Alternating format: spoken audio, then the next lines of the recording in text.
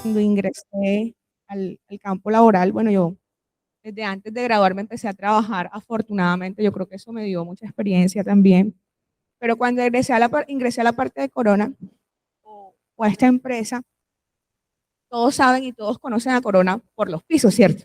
Pisos, sanitarios, griferías y todo este tipo de productos que siempre han sido la cara de Corona.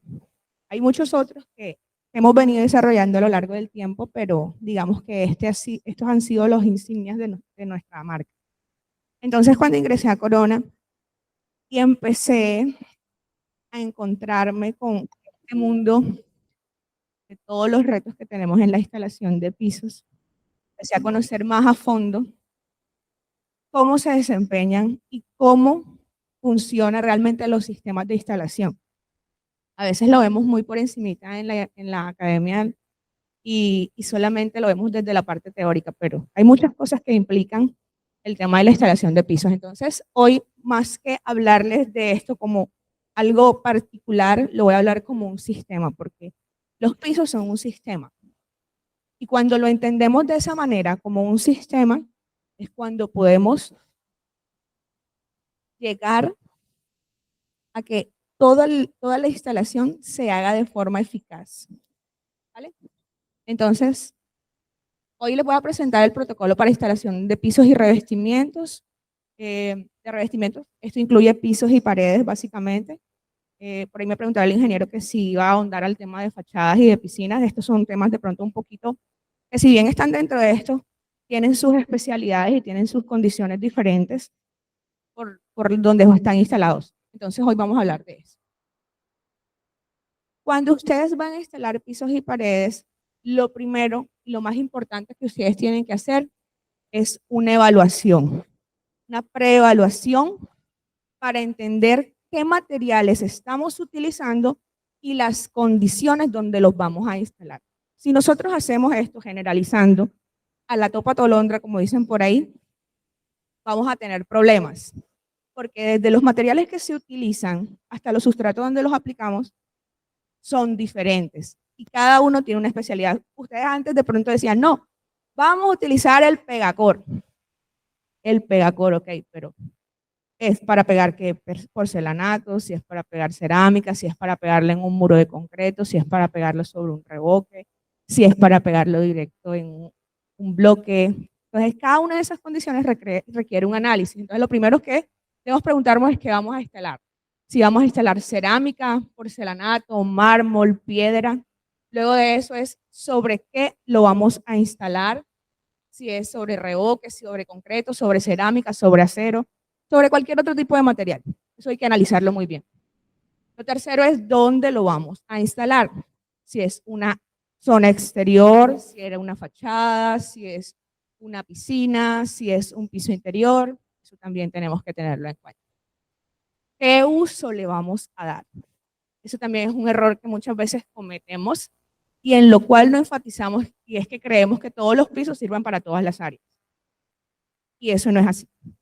Cada uno está elaborado con especificaciones técnicas para tener un desempeño en el área en que se va a colocar. El otro es qué uso le vamos a dar. Si va a ser un uso residencial, si va a ser un uso comercial, un uso institucional. Eso hay que tenerlo muy en cuenta también. El primer paso cuando nosotros recibimos un revestimiento es primero verificar las condiciones y el uso que le vamos a dar. Todas las cajas, y no voy a hablar solo de las cajas de Corona, todas las cajas de revestimientos tienen una etiqueta la cual describe las características del material que nosotros vamos a utilizar. Entonces, tenemos aquí un ejemplo. Pues lo primero que debemos hacer es verificar que el revestimiento cumpla con todas las condiciones para la zona en la cual la vamos a instalar. ¿Dónde lo podemos ver? Aquí dice, por ejemplo, donde dice en esta parte, revestimiento para pisos y o pared. Muchas veces tenemos paredes. Las paredes no se pueden colocar en los pisos porque la porosidad es diferente a la de un piso. Pero cuando tenemos pisos, sí las podemos colocar en paredes. Eso como para tener ahí un aparte. Abajo dice tráfico comercial moderado. Me indica que esto es un piso que yo puedo colocarlo en una zona que va a tener un tráfico más o menos significativo, sin ser un tráfico alto, pero me da el rango de poder utilizarlo en una zona comercial, ¿vale? Dice, clasificación está indicada en el empaque y las fichas técnicas del producto. A eso es lo que hacemos referencia cuando decimos clasificación. En zonas donde las cargas sean superiores a las peatonales se recomienda colocar porcelanato. Esto también tiene que ver con el tema de la porosidad. La porosidad de los porcelanatos y de las cerámicas son diferentes. Se considera que son porcelanatos cuando la porosidad del material, aparte también de los materiales con los que se fabrican, es inferior al 0.5%. Si yo tengo un material que supera el 3% de porosidad, de ahí en adelante se considera una cerámica.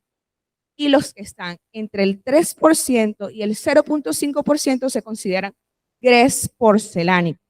Pero solo tiene derecho a llamarse porcelanato los productos que estén por debajo de un nivel de porosidad del 0.5%. ¿Qué traduce eso? Cuando yo tengo menos porosidad en la tableta, quiere decir que tengo menos espacios en los cuales cuando tengo un impacto voy a tener quiebres, ¿sí? Entonces, por eso es que los porcelanatos son más resistentes. Entre menos porosos sean, más resistentes son los materiales. Vamos a hacer aquí como una breve descripción de los tráficos. Esto es muy de Corona, pero digamos que en otros fabricantes las clasificaciones son diferentes, pero aquí nosotros las clasificaciones para el entendimiento de todas las personas tratamos de hacerla de acuerdo a los usos. Entonces, sí, a la siguiente. Tenemos primero el tráfico residencial moderado. Son para pisos de uso de alcobas, de baños interiores de viviendas y no se pueden destinar a áreas exteriores con acceso directo a la calle. Entonces, esto es un piso que va a tener un tráfico muy bajo, porque por lo general nosotros a la alcoba entramos después de haber pasado por todo el resto de la casa, al baño entramos sin zapatos. Entonces, por lo general, estos pisos de tráfico residencial moderado son pisos para esas áreas. Luego sigue el tráfico residencial general. El uso de estos pisos son para todas las áreas interiores de vivienda. Ah, Diana, pero entonces yo podría colocar un piso residencial general en el baño. Sí. Después de que yo tenga algo que esté mejor especificado, yo lo puedo colocar en un área de menor tráfico. Lo que no puedo hacer es lo contrario.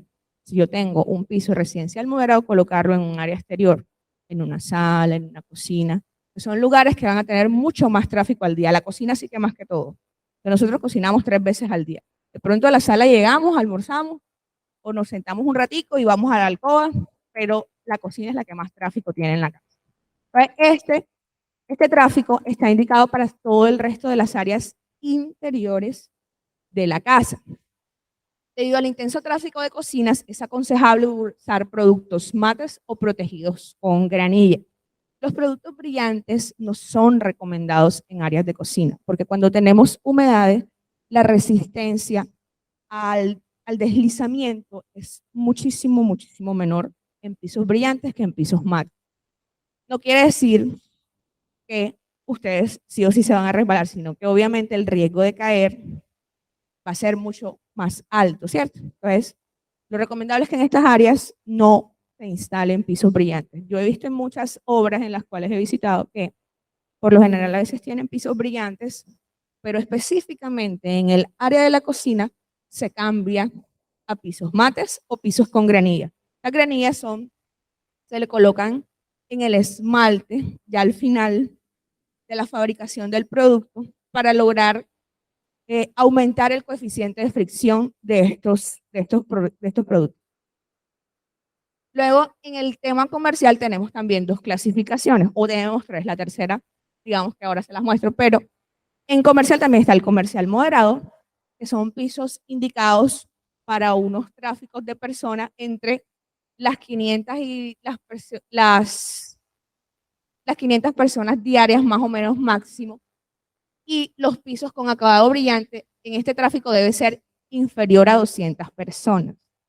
Pues tenemos a veces, por ejemplo, instalado, pongamos este piso, y lo tenemos en un lobby. Un lobby es un lugar donde transita muchísima gente, donde entra y sale gente. Por lo general, ustedes a veces se han dado cuenta que en sus zapatos, cuando tienen como estos surcos, se tienden a meter piedritas y cositas. Te llega y entra y el primero que va a sufrir es el piso. Por eso también se recomienda instalar tapetes en los exteriores de los accesos para que cuando usted llegue, pues sea como el primer contacto y ahí queden atrapadas ese tipo de cosas. Pero en lobbies o en lugares donde el tráfico va a ser superior a 500 personas, el piso debe ser mate. Si es un piso de tráfico comercial moderado. Y si es brillante, si escogimos un brillante para eso, debemos asegurarnos que el tráfico sea inferior a 200 personas. Yo que sé, un edificio de apartamentos que sea muy pequeño, algo de ese estilo, pero si va a colocar unas torres que tienen mucho tráfico, necesito colocar algo de mejor especificación. Comercial general, son pisos indicados para zonas comerciales e institucionales con un tráfico inferior a 5.000 personas diarias promedio. ¿Quién, por ejemplo? Un colegio. Promedio un colegio puede tener alrededor, yo qué sé, a menos que sea un megacolegio, algo bien de 2.000, 3.000 estudiantes, qué sé yo. Entonces, los pisos comerciales generales están indicados para esta área. Aquí hay una nota que dice, no usar para pisos de aeropuertos, terminales de transportes, industrias que utilizan maquinaria pesadas y super e hipermercados. ¿Por qué? Porque el tráfico ahí excede muchísimo más de las 5.000 personas. ¿Qué tenemos indicado para esas áreas? Tenemos indicado los pisos todo tráfico. Los pisos todo tráfico son pisos los cuales están indicados para tráficos superiores a 5.000 personas. ¿Qué precaución debemos tener? Los pisos cerámicos al contacto con el agua, lo que yo les decía, disminuye su resistencia al deslizamiento. No hay pisos antideslizantes, quiero que tengan eso claro. Ese término está mal utilizado ahí porque siempre que yo tenga una superficie va a haber un riesgo de deslizamiento. Yo tengo pisos con resistencia al deslizamiento en 1, 2, 3 niveles, 4 niveles. Eso depende de la superficie que yo le dé. Pero algo que exista antideslizante no lo hay. No lo hay. ¿Vale? Ya eso lo habíamos hablado, entonces, dale, pasa a la siguiente. Entonces, en áreas húmedas, en pisos de baños, playas de piscinas, exteriores, se recomienda el uso de revestimientos con coeficiente de fricción dinámico de COF clase 2. Eso ha estado en la etiqueta. Si quieres, devuélvete a donde estaba la etiquetita. Venla acá. Dice, de COF 1. En pisos exteriores, necesariamente yo tengo que usar algo superior a un de COF 2.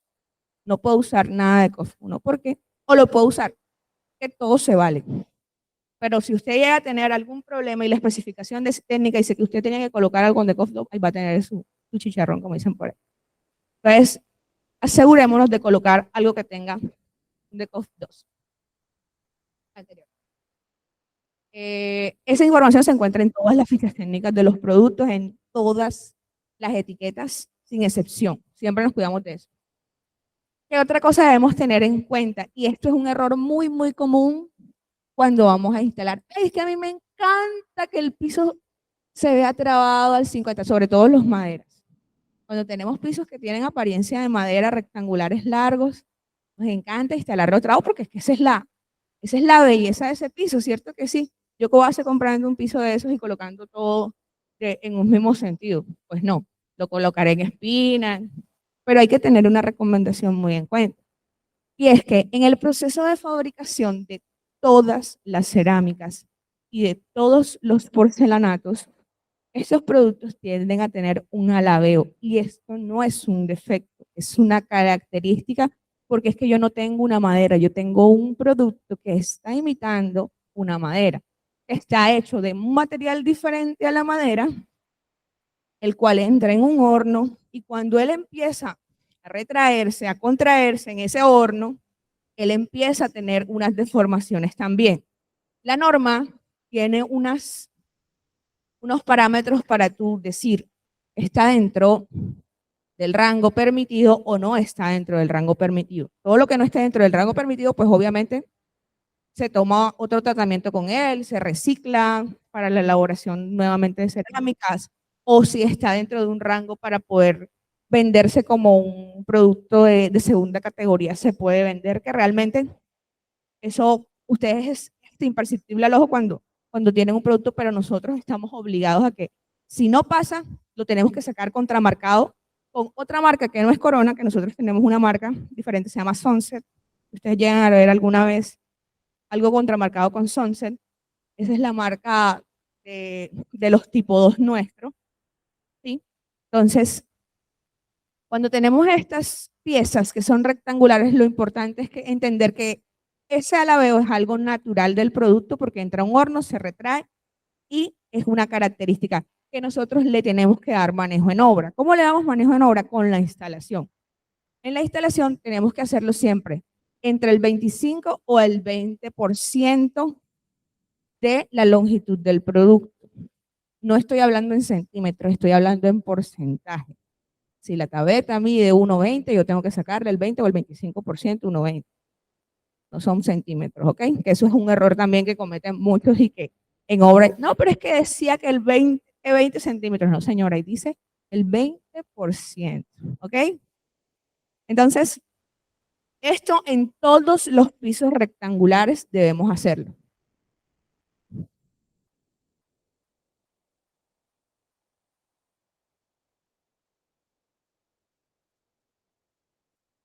Bueno, a eso vamos. La instalación, imagínense que yo tengo esta pieza, ¿sí? Entonces ella tiende a tener lo que les mencionaba ahorita, un ala tengo aquí desde esta perspectiva. Supongamos que esta es la tableta. Estoy exagerando el alabeo, ¿no? Si yo instalo al 50% es aquí. Mi siguiente pieza va a ser esta. La siguiente va a ser esta. Entonces lo que yo voy a tener ahí es un canasto. ¿Sí? En cambio, si yo instalo al 20%, supongamos que al 25% y al 20% es aquí. Ya yo tiendo a disminuir esa diferencia, porque aquí es donde está más alto, pero aquí está menos alto. Yo estoy exagerando, ¿sí? Quiero que entiendan eso, eso nunca se va a ver de esa manera. Pero aquí, esto sí se nota, que muchas veces tú vas caminando y sientes como que, ¿qué me pasó ahí? Me tropecé. Es esto. Esas instalaciones muchas veces se hacen así.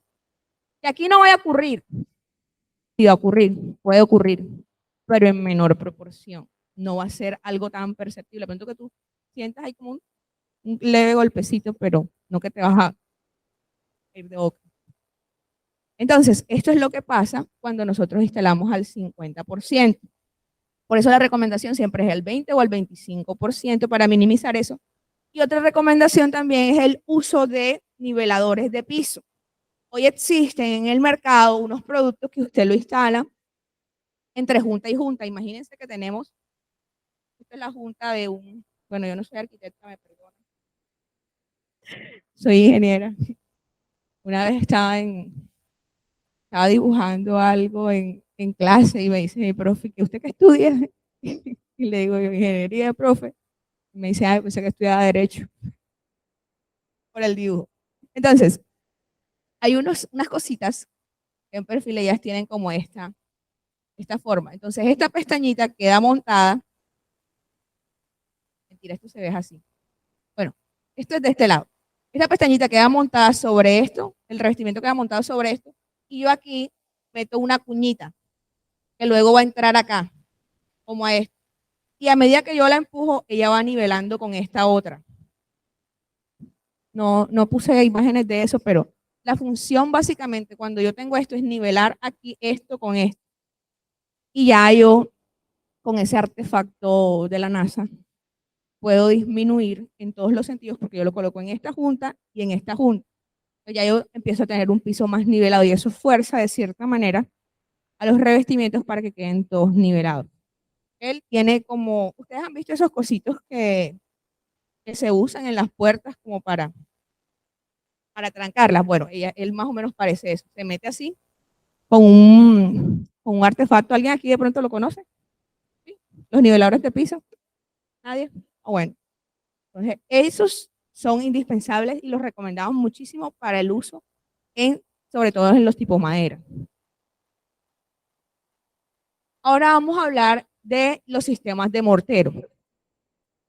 Muchas veces también creemos que para instalar los pisos, el sustrato no es importante. Y cuando tenemos fallas, creemos que es que el enchapador pegó mal. Y a veces también es eso. Pero cuando entramos a analizar todas las fallas, uno se da cuenta de una multitud de errores que hay, por eso hablo de sistemas. Entonces, lo primero que debemos hacer también, antes de instalar, es analizar el sistema que vamos a utilizar o el mortero con el que vamos a pagar. Los pegantes son morteros. Eso es una mezcla de arena, un cemento, un material aglutinante, con unos aditivos. ¿Qué aditivos? Depende. Depende del lugar donde lo vamos a instalar. Si es en un interior requerirá menos, si en un exterior requerirá más. Pero básicamente son esas tres cosas. Entonces, para nosotros pegar un piso, lo primero que tenemos que hacer es tener en cuenta también las deflexiones. En los edificios, los pisos se mueven. Se mueven por acción del viento, acción de las cargas, de la ocupación, por N cosas. Se respira y se mueve eso y no se da cuenta. Pero es ahí donde nosotros tenemos que entrar a analizar eso, las deformaciones como ingenieros. Pues, esto lo hace un calculista. Dice, si la deformación o la deflexión esperada del piso y muro estructural está siendo inferior a L sobre 480, se puede usar un sistema de mortero de nivelación adherido. Ya les voy a explicar qué es un sistema de nivelación de mortero adherido. Y si es superior a L sobre 480, se usa un sistema de mortero de nivelación no adherido. En ambos casos se puede usar un sistema de adherencia directa con un producto que se llama Pegacor capa gruesa. Esto es un producto que nosotros sacamos para no hacer diferencia entre un sistema y el otro. Yo con esto puedo irme tranquilamente. ¿Por qué? Porque esto es un pegante que tiene una deformación altísima. Entonces lo que va a hacer es absorber esas deformaciones. Lógicamente con otras medidas que también tengo que tomar en el revestimiento, porque el revestimiento sí no se va a deformar. Ya después les explico también qué medidas tomamos en el revestimiento. Pero este pegante me sirve para los dos sistemas, para que lo tengan en cuenta. Entonces, en el tema de nivelación, el mortero de nivelación adherido es el que todos tradicionalmente conocemos. Hacemos nuestra plantilla normalita, no tiene ningún tipo de refuerzo, no requiere ninguna condición especial. Tenemos que cuidar la relación agua-cemento. Como les decía, un perfil de soporte muy liso. Son morteros secos con una baja relación agua-cemento y un espesor mínimo de 5 centímetros. Ojo, mínimo. Ay, que es que la losa me quedó baja, desnivelada, y en un lugar entonces yo tengo para hacer la plantilla de 3 centímetros y en el otro la tengo de 8. ¿Qué pasó ahí? Miércoles. Ahí es donde tenemos que entrar a analizar cuáles son las medidas que vamos a tomar. Pero se considera que es adecuado hacer un mortero a ello cuando yo tengo estas condiciones. Si yo tengo un mortero que está haciendo mucho más de un espesor menor, tengo riesgo de que ese mortero empiece a tener fisuras. ¿Ok? Y todo eso se va a calcar arriba. No crean que eso se queda ahí. Todo eso se empieza a calcar arriba. Sube. Dale. Ahora tenemos el mortero de nivelación no adherido. Este es un mortero que requiere una membrana inhibidora de adherencia, es decir, aquí ustedes lo ven. Es un plástico que va a separar la losa de esta parte o del mortero que yo voy a colocar, pero adicional a esto requiere un refuerzo, una malla de refuerzo. siempre va reforzado con malla de acero o fibras de polipropileno. ¿Ok? Son morteros secos de baja relación agua-cemento también, no son morteros húmedos, no son morteros con excesiva humedad. Y su espesor mínimo también es de 5 centímetros. Ajá, Diana, y entonces yo qué hago con los de 3. Ajá, Diana, y entonces yo qué hago con ese panelón. ¿Qué me vas a recomendar para eso? Seguimos al siguiente.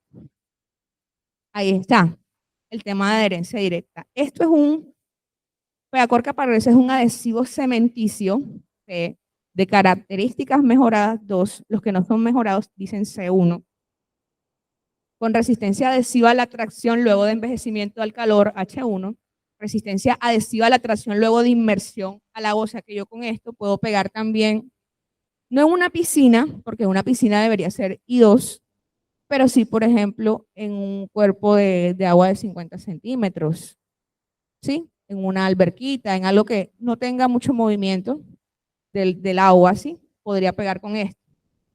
Este producto es especializado para realizar instalación en un solo paso de piezas regulares e irregulares en cerámica, grés porcelánico, mármol, piedra, sobre superficies niveladas o no niveladas, así como piezas de gran formato en pisos espesores entre 4 milímetros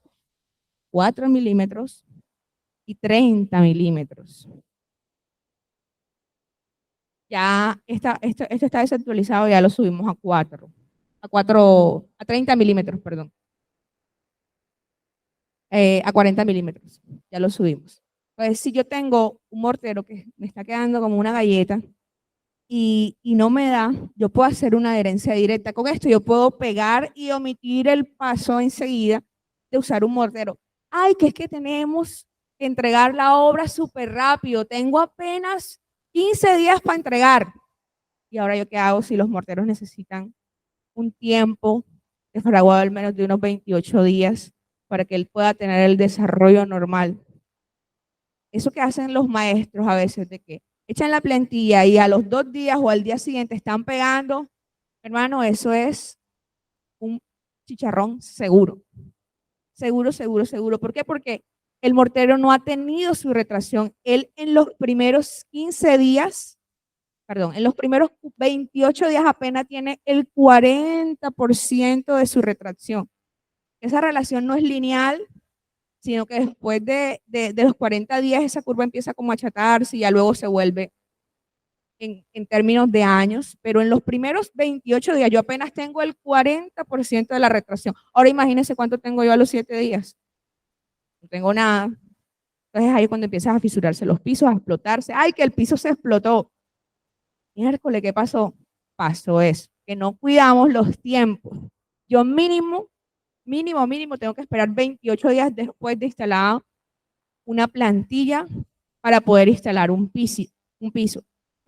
Hay gente que no lo hace, complicado, y pueden tener muchos riesgos. Entonces, cuando yo tengo menos tiempo para hacer esto, yo lo puedo hacer con adherencia directa. Y este producto es el recomendado, o cuando tengo espesores mínimos, para que no se me parta ese mortero o esa pega. Lo puedo hacer con esto.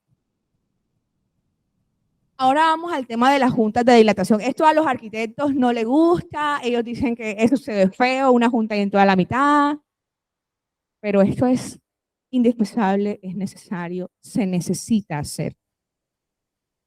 Y la distribución de esto está de acuerdo también a muchas condiciones. En pisos interiores, el área en la que yo debo instalar, ahí dice que debe ser 5 por 5, pero eso también ha cambiado. Esto es, yo tenía esta presentación con el otro. Dice que eso se debe hacer, o la instalación de esto en áreas grandes, supongamos que esto es un área en la cual nosotros vamos a instalar este piso y no está dilatado.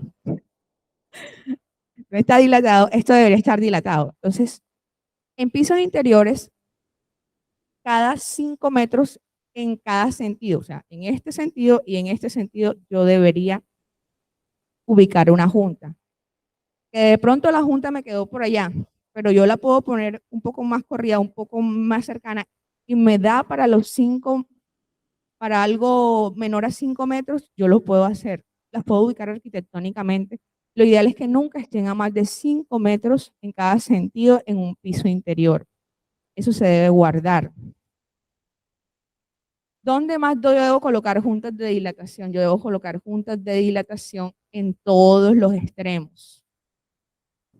Entonces, ¿cómo hago yo la junta de dilatación? Cuando yo hago mi mortero, yo coloco, por lo general lo que se utiliza son icopores, es común utilizarlo, que me va a separar o me va a aislar de mi pared, de mi muro, ese revoque, ese mortero que yo estoy, esa plantilla que yo estoy echando, ¿cierto?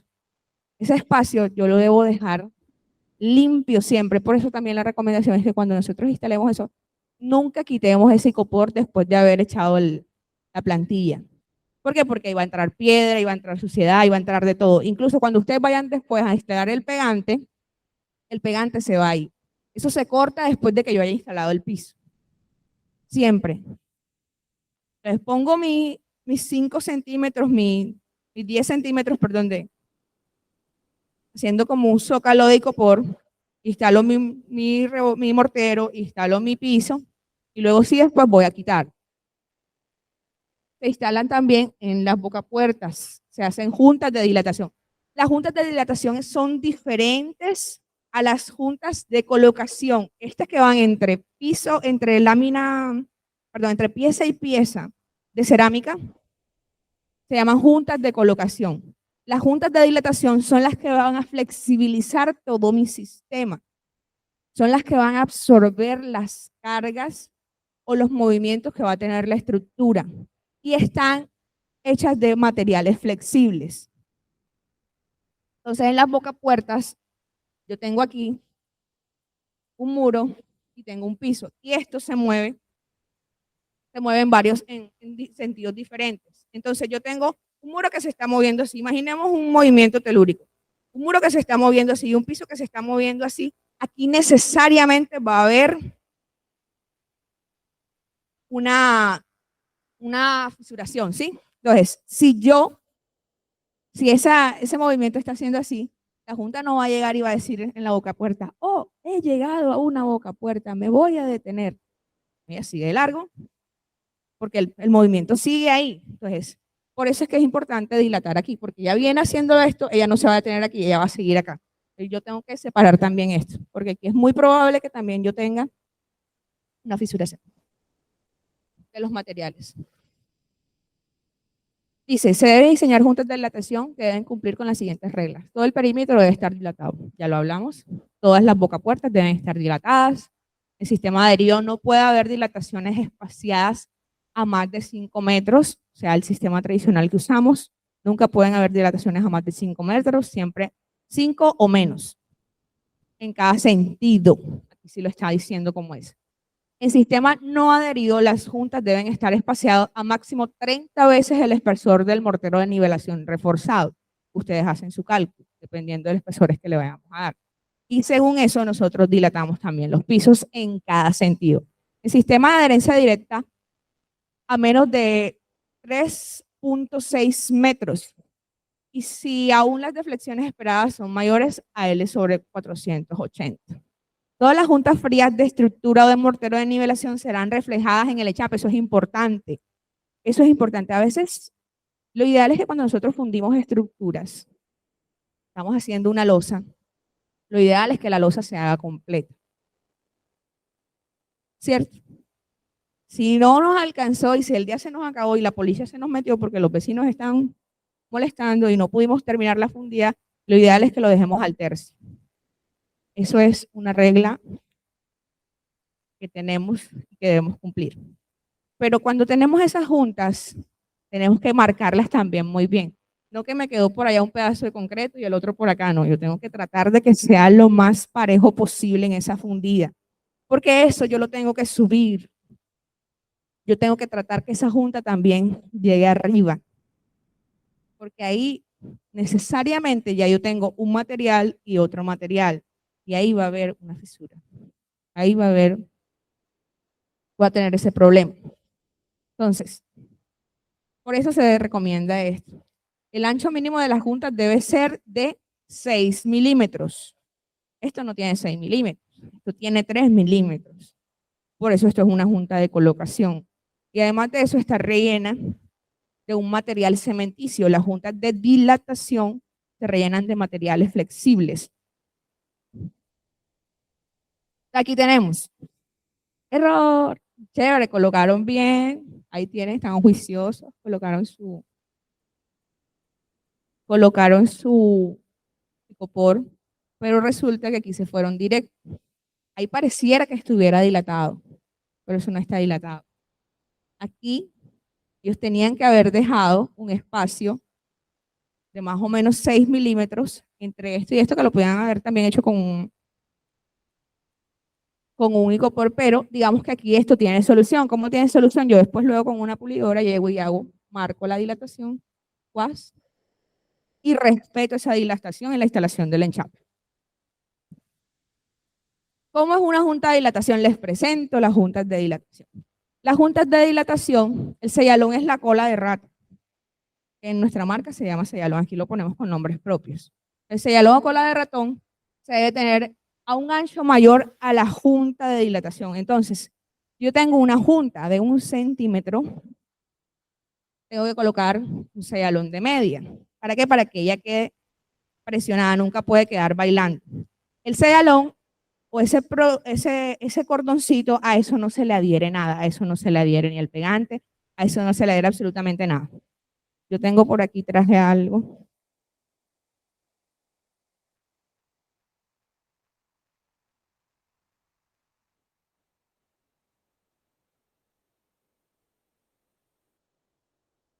Esto es una simulación de una junta de dilatación. Voy a pasar otro por acá. Me quedo yo con. Esto que ustedes ven aquí es la cola de rato, el sellalón. Ustedes se dan cuenta, no lo tiene adherido. Ahí. Lo que pasa es que el material con el que está hecho ejerce como. Ahí se cayó. Pero él vuelve y se pega ahí. Porque si él se pega, no está cumpliendo su función. Él simplemente va instalado ahí, va colocado ahí. ¿Qué está simulando esto? Estamos simulando mi losa pegada, adherencia directa y mi revestimiento. Y aquí tengo un poliuretano. Un poliuretano que me está flexibilizando el sistema. Entonces, esto lo que busca hacer es esto. Si vienen cargas, el sistema hace esto. ¿Sí? Igual pasa en los extremos, igual pasa en los perímetros. Tenemos el muro, tenemos el sello de poliuretano que está arriba, esta parte de acá arriba, luego viene la cola de ratón, y esto es un espacio libre, por eso es que ahí no puede haber ni suciedades, ni piedras, ni absolutamente nada. Pues esa es la razón por la que nosotros no podemos quitar ese icopor antes de. Si yo tuviera un icopor y lo hago de la forma tradicional con el icopor, mi icopor llegaría hasta aquí. Perdón, hasta aquí, hasta esta parte. Como va en un perímetro, pues lógicamente aquí va a haber un zócalo que va a tapar ese icopor, pero si yo decidiera dejar esta junta libre, ¿qué es lo que hago? Corto aquí, cuido de no llenar esto con pegante cuando esté haciendo la instalación y aquí coloco mi poliuretano. Y así todo el sistema se mantiene flexible. Este es el detalle de juntas en un área que no es un perímetro, pues. Y en un sistema no adherido. Tenemos el sustrato que es la losa. Tenemos aquí también el mortero que está reforzado con acero, con una malla de acero. Y luego después de eso viene toda la instalación del piso. Esto también tiene que pasar y atravesar hasta el soporte.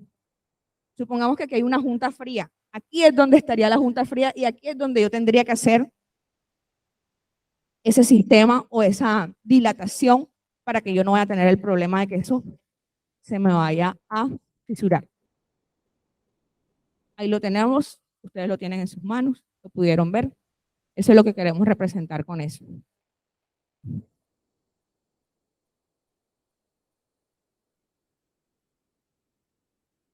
Es un material, los poliuretanos son materiales que son resistentes a la luz solar, son lavables, son pintables. Ay, que eso se ensucia mucho. Señora, eso se limpia con agua y jabón, no pasa nada. Sí, porque entonces a veces nos gusta es la junta esta que venden plástica, pero eso realmente no tiene ninguna deformación. Eso es rígido.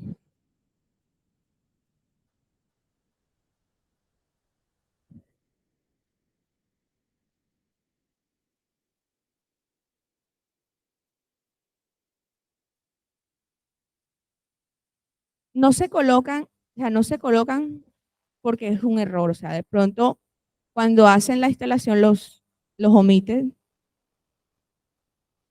Si yo soy una buena ingeniera responsable, debo colocar una junta de dilatación al menos cada 5 metros, al menos.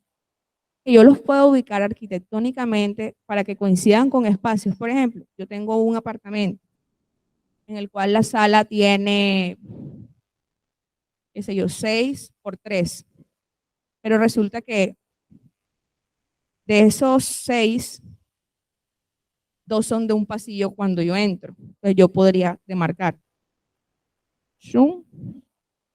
ese espacio de la sala, el pasillo lo demarco, quedarían 2 allá y 4 acá.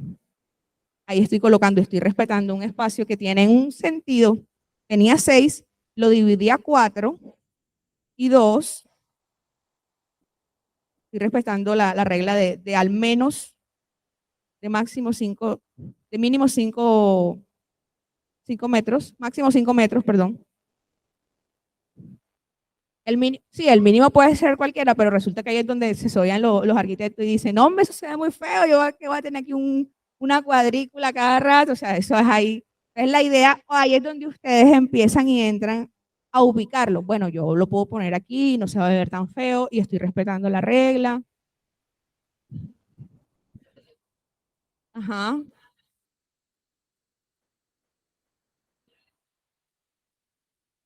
sí. No, como te digo, o sea, la regla que tú tienes que tener en cuenta es esa, que máximo a 5 metros, que tú lo puedes hacer coincidir con elementos con muros, con algún pantry, con algo que esté ahí y que de pronto no se vea como ahí en toda la mitad de la sala, puede ser. Pero si tú tienes un salón como este, necesariamente tiene que haber una junta a los 5 metros mínimo, que de pronto tú las puedes ubicar para que sean más parejas a cada 4 y te lo divide en 3 secciones, ok, ya tú entras a jugar con eso. Pero esa es la regla que tienes que cumplir.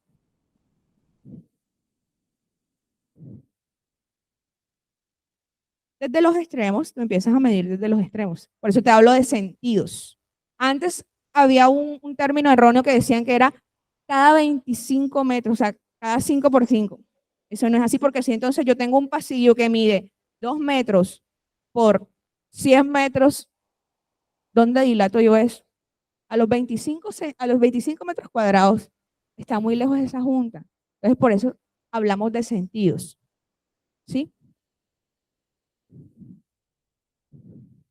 Listo.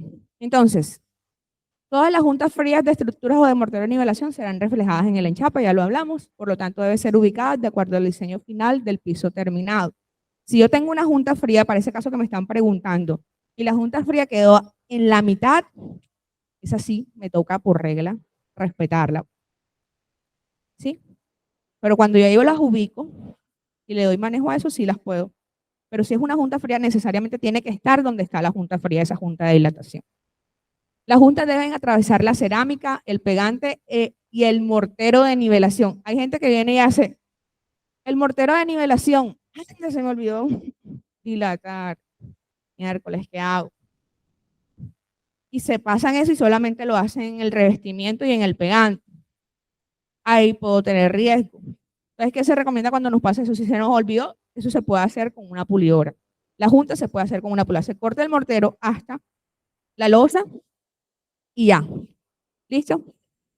El ancho mínimo de la junta debe ser de 6 milímetros, preferiblemente de 10. Si ya se ve muy exagerado de 10, pues tenemos ese rango de medida para poder actuar, de 6 a 10 milímetros.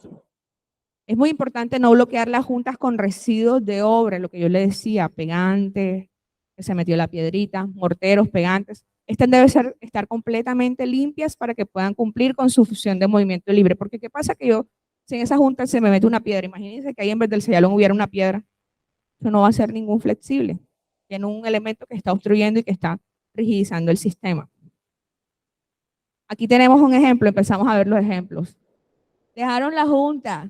Sí, es que yo hice la junta, mira dónde está la junta, y la junta está llena de pegantes. Error. Aquí tenemos un pollito. Entonces llegamos, aquí la junta prácticamente que no existe, lo dejamos pegado. También hay que dejarlo separado y limpio. Junta llena de mortero que es inoperante, o sea, eso no cumple su función. Aquí tenemos una fractura de tableta por falta de junta. Falta de junta en ese tramo. Muy probablemente ahí había algún elemento. Aquí, fisura en la boca puerta, lo que yo les decía ahorita. Aquí no va a llegar el movimiento y va a decir, oh, es que llegué a una boca puerta y yo me voy a detener. No, eso sigue. Y ahí es donde empieza a mostrarse y eso sube arriba. Entonces, juntas de colocación e instalación. Esas son la separación entre trabetas, lo que yo le decía. Entonces, la separación entre baldosas es equivalente al 1% del tamaño de la baldosa, nunca menor a 3 milímetros. Hay gente que le gusta instalar, es que a junta perdida se ve divino. A junta perdida no es recomendable colocar ningún revestimiento rígido. Ninguna tableta cerámica, ningún porcelanato es recomendable colocar nada junta perdida, porque primero que todo ahí no entra la lechada. Perdón, y la lechada es un término mal utilizado también, porque eso no es una lechada, eso es un mortero, la boquilla es un mortero. Hay maestros que les encanta preparar eso como si fuera una leche. Ay, que porque es que no me cabe. Esto es un mortero que también tiene una relación agua-cemento y cuando yo le incremento la humedad y le incremento el agua, baja su resistencia. Entonces yo tengo que respetar las proporciones que a mí me indica el empaque de la boquilla con las cuales yo las tengo que preparar, que normalmente es una consistencia pastosa, no lechosa. Y por eso es que los maestros comúnmente le llaman la lechada. Eso no es lechada, eso es un mortero. Asegurar la adherencia y consistencia de las boquillas, lo estamos hablando. Facilitar el desfogue de las humedades residuales, eso es otra cosa. Está instalando un pegante que está húmedo. ¿A dónde va a coger esa humedad? La humedad tiene que salir.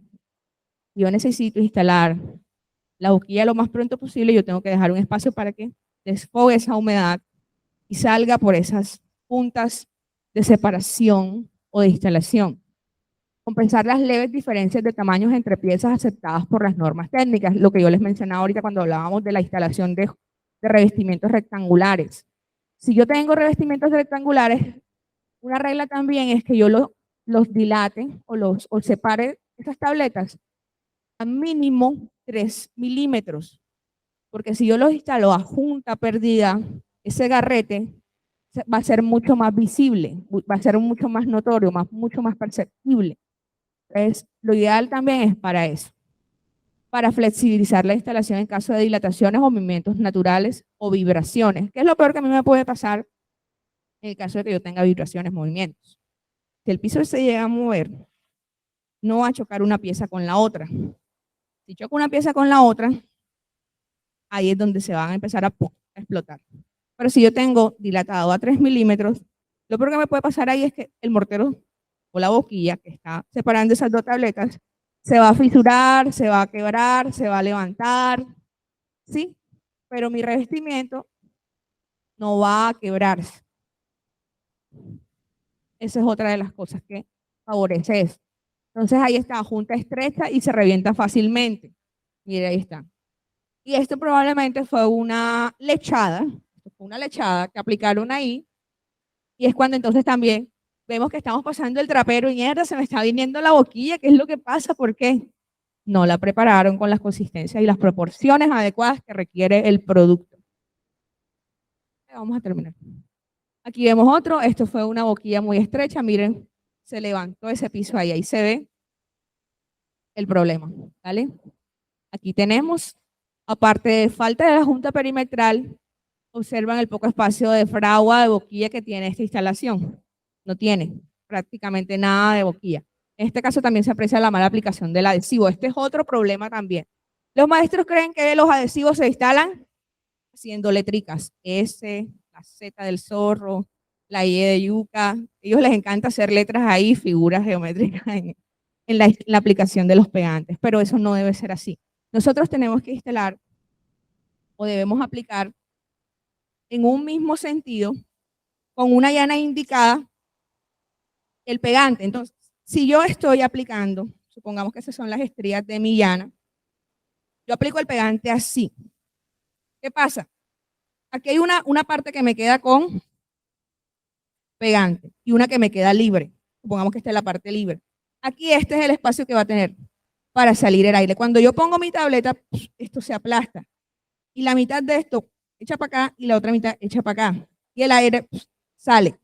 Si yo tengo esto en forma de S, en forma de Y, de lo que sea, el aire se va a empezar a quedar atrapado. Y cuando ese aire se calienta, es cuando empiezan a haber esas fuerzas que explotan los pisos y ocasionan estos tipos de daños. Dice leer las recomendaciones del empaque del producto. Eso nadie lo hace. Los gringos leen todo. Mi cuñado es gringo. Y él, todas las cosas que compra, se sienta a leerlo. Y yo le digo, Tom, ¿tú qué estás haciendo? Y me dice, estoy leyendo las instrucciones. Pero si eso es fácil. No, yo tengo que leer las instrucciones. Ellos leen todo. Nosotros deberíamos leer todo. ¿Por qué? Porque ahí están las recomendaciones. Todos los productos, creemos que no las sabemos todas, pero todos los productos tienen condiciones diferentes y tenemos que respetarlas para su adecuado uso.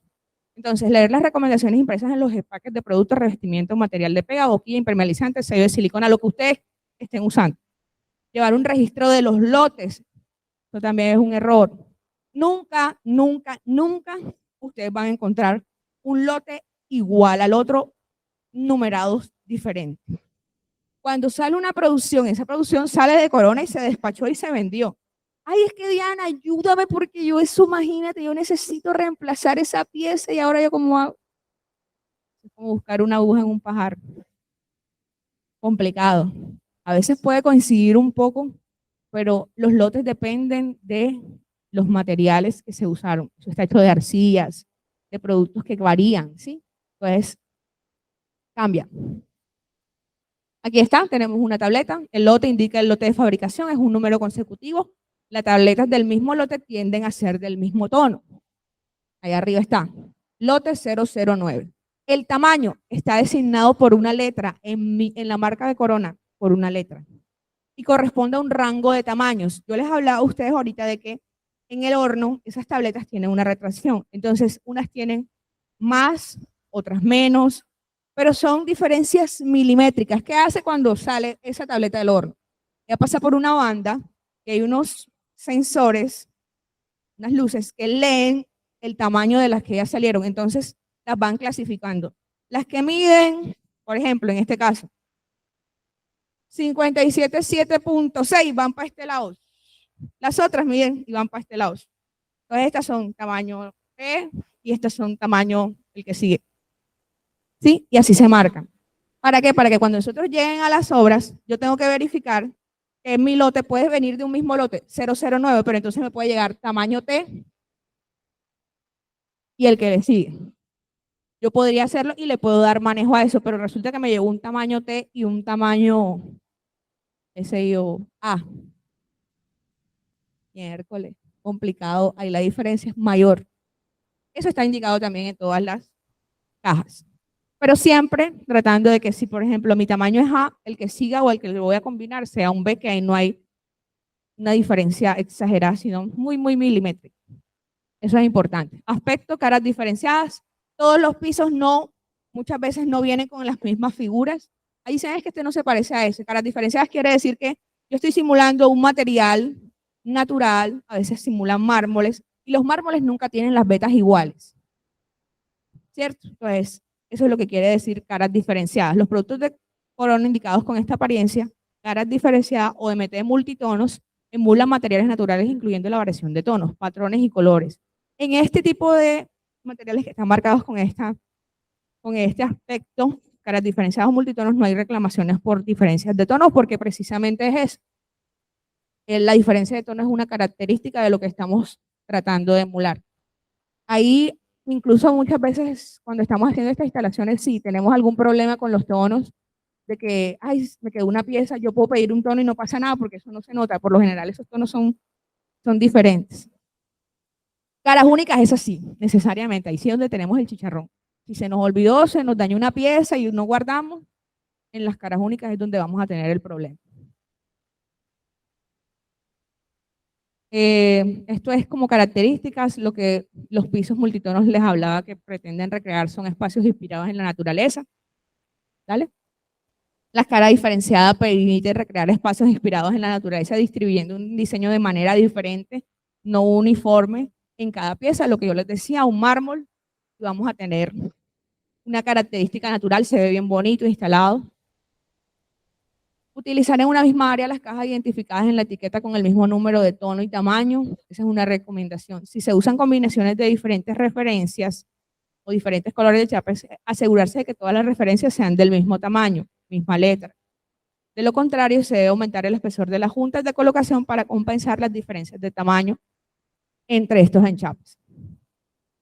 Recomendaciones para instalar y emboquillar con productos Corona, ya habíamos hablado, Pegacor capa gruesa para instalaciones que sean de espesores menores o espesores también grandes, adherencia directa.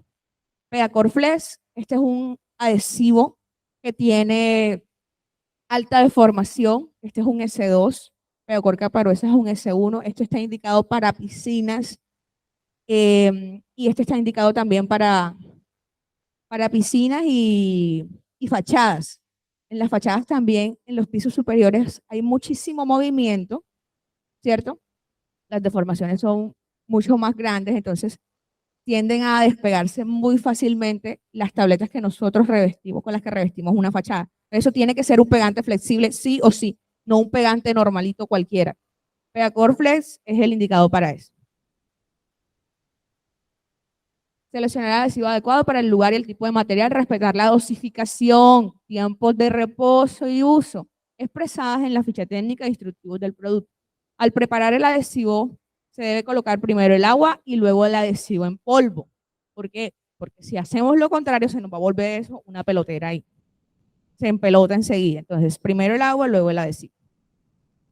Herramientas que utilizamos. Esto es un mezclador Rubimix. ¿Qué hace esto? Esto es el taladro con una aspa, esto mezcla. La llana o goma de termoflex, esto es para rellenar con las boquillas las juntas de separación. El rascador es para cuando vamos a hacer, para sacar esa junta que queremos de repente reparar, si se nos dañó, cualquier circunstancia, con este artefacto no corremos el riesgo de que se nos esportillen los extremos de las baldosas. Con esto es muy seguro.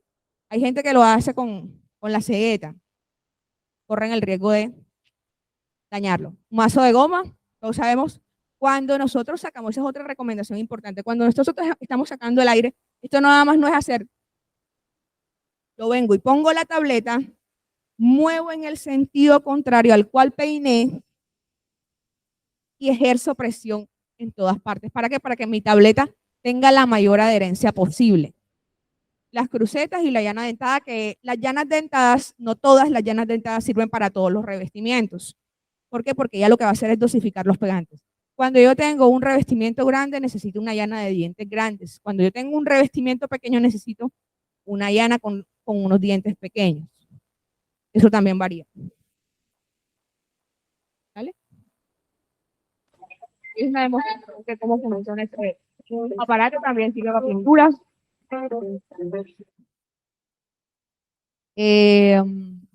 Especificar el espesor de pega esperado del proyecto, 3 milímetros, 8 milímetros, excepto Pegacor capa gruesa.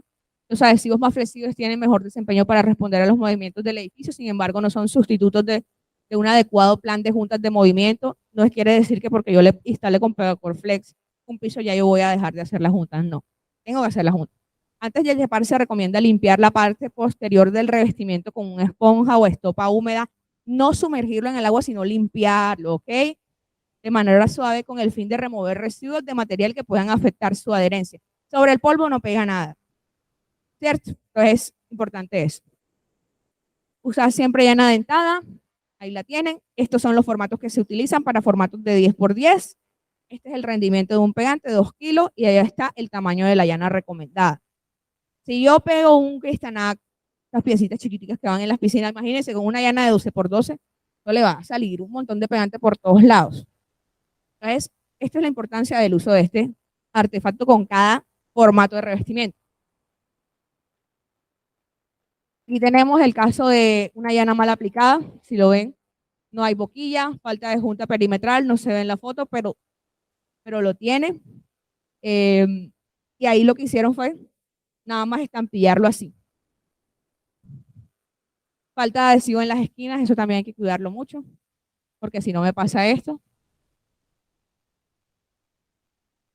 Doble encolado, doble encolado. El doble encolado es una práctica muy también necesaria y que previene este tipo de incidentes. ¿Qué es el doble encolado? Simplemente yo cojo con la parte lisa de la llana, o la dentada, la parte posterior de la tableta, aplico un poco de pegante y trato de esparcirlo para que penetre dentro de esos poros de esa cerámica, ¿sí? Y pueda hacer como un entrenamiento, imagínense. Un zoom, estos son los poros de la cerámica, entra el pegante, y yo mejoro la adherencia. Y luego cuando voy a instalarlo en el otro pegante que tengo en el piso, agarra mucho mejor. Entonces, haciendo presión para que el adhesivo penetre lo más posible en los poros de la tableta, mejorando sustancialmente la adherencia. Eso es lo que nosotros hacemos con esta práctica del doble encolado. Ahí lo están haciendo. Ahí hay un error. ¿Cuál es el error? Después de tener el piso completamente limpio. Alguien ahora me dice cuál es el error que está haciendo. Y añadir no un hay solo ahí. sentido con la llana de 12x12.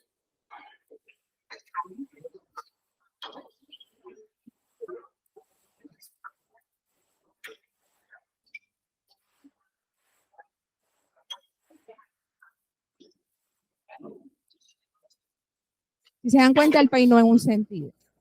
En este momento Está cortando. Ahí es que nos demoramos mucho haciendo ese doble encolado. se va a hacer el doble encolado.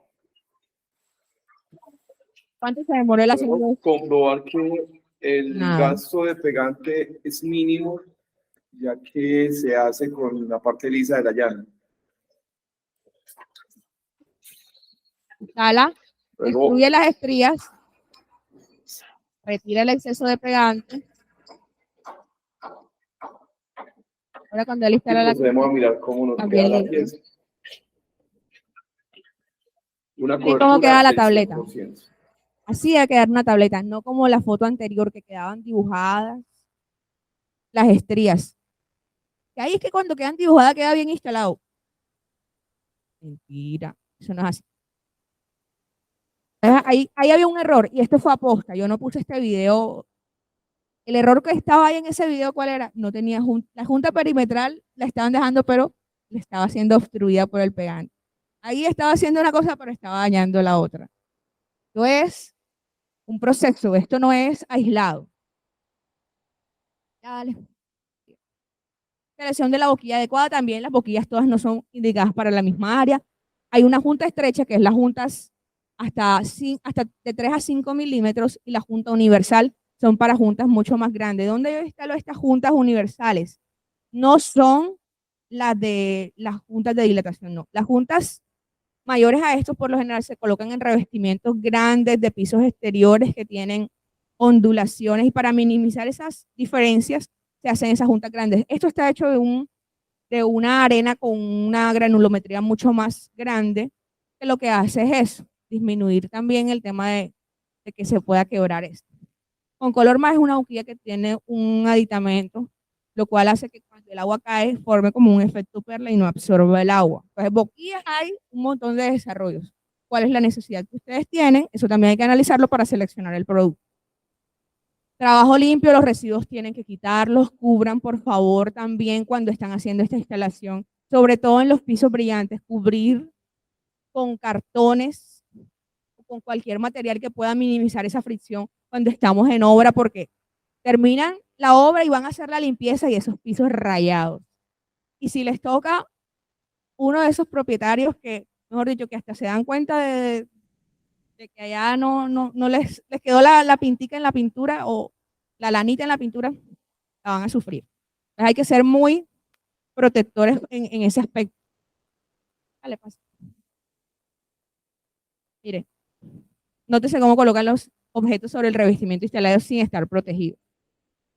Ahí de pronto se esmate, pero en uno brillante, uy, líbrame Dios.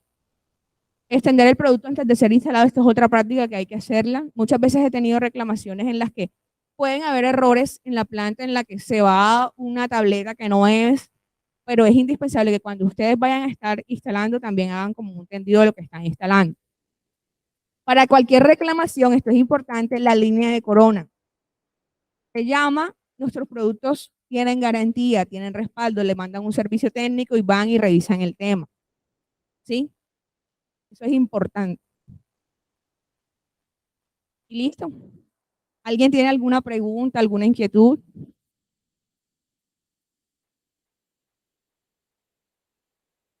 ¿Quedó claro todo? No lo veo convencido. Bueno, ¿cómo?